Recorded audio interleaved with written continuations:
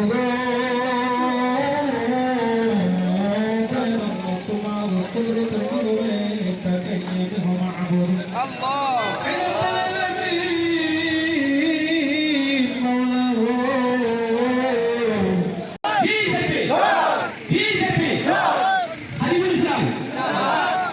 নাম মোহাম্মদ আলী।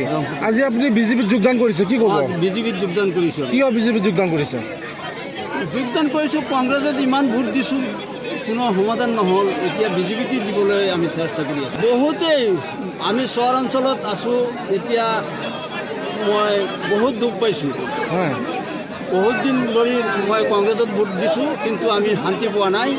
এতিয়া বিজেপিত আমি জইন কৰিছোঁ, এতিয়া বিজেপিয়ে কি কৰে কৰি থাকক। এবাৰ কংগ্ৰেছত ভোট নিদিয়ে আপোনালোকে? না না, কংগ্ৰেছত আমি নিদিওঁ। কংগ্ৰেছে ভোটৰ ৰাজনীতি কৰে বুলি ভাবে নেকি? আমাৰ বয়সটো 80 হৈ গ'ল, এতিয়ালৈকে আমি একো পোৱা নাই, শান্তি পোৱা নাই। কিয়? আমিলো আজি আছিলে, ইউডিএফত আছিলে, একো কাম কৰা নাই। ইউডিএফত আপোনালোকে ভোট নিদিয়ে? নিদিওঁ, নিদিয়ে? নাই নাই, আমি নিদিওঁ। আগতে সংখ্যালঘু ৰাইজসকলে বহু ক্ষেত্ৰতো বুজি পোৱা নাছিল।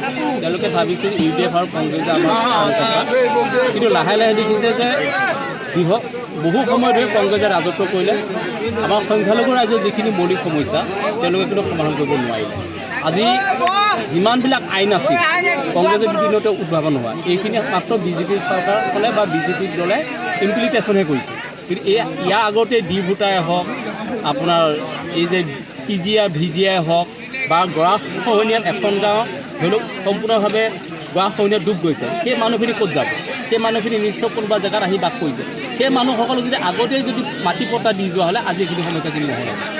সেইকাৰণে এতিয়া ৰাইজে বুজি পাই উঠিছে। আজি চাওক, পবিত্ৰ এটা জলচা য'ত আমাৰ মানুহসকলে ইয়াত আপোনাৰ মহান আল্লাক হেৰি কৰে, তেখেতৰ সৈতে তিলুৱাত কৰে।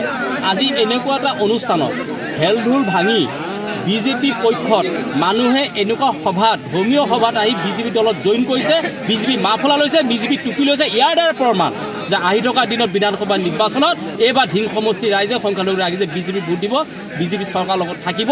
এই চহৰ অঞ্চলত আটাইতকৈ দুৰ্গম অঞ্চল তিনিটিকীয়া চৰ এবং বুঢ়চলী চৰ মছজিদৰ প্ৰাংগণত যিটো আমাৰ নিৰ্বাচনী সভা অনুষ্ঠিত হয়, ইয়াত দেখা গৈছে যে মানুহ বহুত সময়তে অপেক্ষা কৰি আছিলে। আমাৰ ৰাস্তা ভুল হৈছিলে, ঘূৰি ঘূৰি আহিলোঁ, যদি নদী পাৰ কৰি আহিলোঁ, তাত কমচে কম দেখা গৈছে কমচে 5,000 মান সমবেত হৈ আছে। তো সকলো মানুহ স্বতঃস্ফূৰ্তভাৱে ওলাই আহিছে, ওলাই আহি বিজেপিক সমৰ্থন ওলাই আহিছে। আৰু এনে কংগ্ৰেছৰ বিৰুদ্ধে ক্ষোভ উজাৰিছে, ইউডিএফৰ বিৰুদ্ধে ক্ষোভ উজাৰিছে যে কংগ্ৰেছে আৰু ইউডিএফে যে সংখ্যালঘু প্ৰতাৰণা কৰিছে, ধোকা দিছে, সেই কথা ৰাইজে উপলব্ধি কৰিছে। আৰু এইবাৰ নিশ্চয় চৰকাৰী পক্ষ থাকিব। আৰু যদি আমাৰ চৰকাৰী পক্ষৰ ফালৰ পৰা উৰ্ধ্বতন কৰ্তৃপক্ষে যাকে আমাক টিকেট দিয়ে, এইবাৰ ধিং সমষ্টিৰ পৰা বিধায়ক যে আমাৰ চৰকাৰী পক্ষে জিকি যাব, এই কথা নিশ্চিত হৈ পৰিছে।